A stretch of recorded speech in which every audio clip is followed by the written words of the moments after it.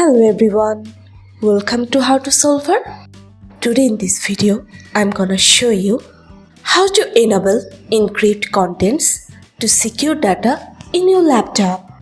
Before starting the video, please subscribe to How to Solver. So, let's go. For this, you have to go to your search bar and search for CMD. After searching for CMD, you will find command prompt.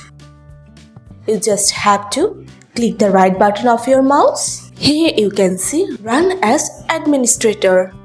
You have to click on this.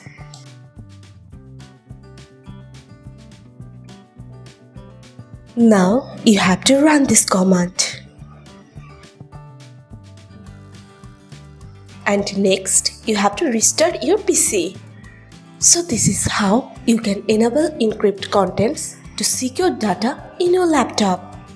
So guys, that's it. You can do this. I think this video is very helpful to you.